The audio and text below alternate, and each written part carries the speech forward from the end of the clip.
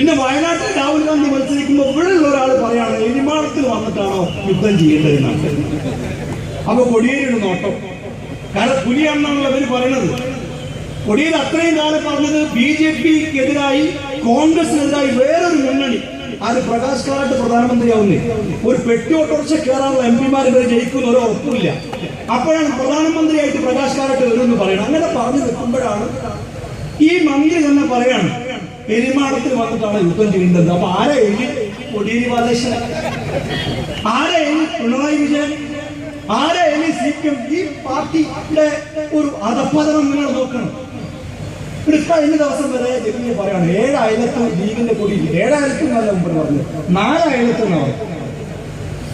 4 അയലത്ത് പോലും ലീഗിന്റെ കൊടി അടുപ്പിക്കില്ല രാഹുൽ ഗാന്ധി വയനാട്ടിൽ വന്നാൽ.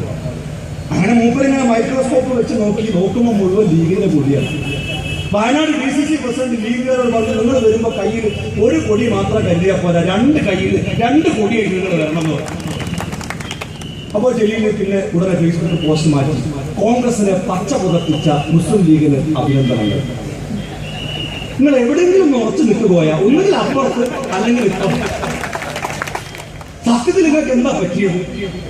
എന്നോട് പലരും പറഞ്ഞു നിങ്ങൾ ഇങ്ങനെ വട്ടാക്കിയത് നിൽക്കുന്ന മനുഷ്യനെ. ഞാൻ പറഞ്ഞു ഞാൻ കാരണമാണ്. ഈ മോഷ്ടാക്കൾ പലതരത്തിലുണ്ട്. ചില മാന്യന്മാരായ മോഷ്ടാക്കളുണ്ട്.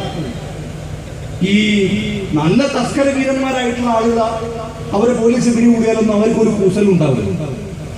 അവർ കുപ്പായം ഇടാറാണ് മോഷണത്തിന് തന്നെ പോവുക. പിടികൂടിയാലും തച്ചാലും അടി കിട്ടിയാലൊന്നും അവർ കൂസാതെ നിൽക്കും. പക്ഷെ ചില മാന്യന്മാരായ മോഷ്ടാക്കളുണ്ട്. അവർ പാന്റും ഷർട്ടൊക്കെ ഇൻസൈഡൊക്കെ ചെയ്തിട്ടാണ് അവർ മോഷണം നടത്തുക. പിടികൂടിയാൽ പിന്നെ അവരുടെ കരച്ചിൽ പിന്നെ കാണാൻ കഴിയും.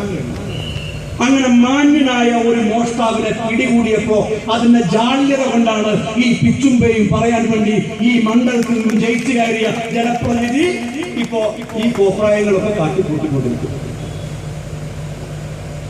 ഇപ്പൊ നമ്മൾ അദ്ദേഹം ഒരു അഴിമതി നടത്തിയപ്പോ കയ്യോടെ പിടികൂടി. ഞാൻ ദീർഘിപ്പിച്ച് സംസാരിക്കില്ല.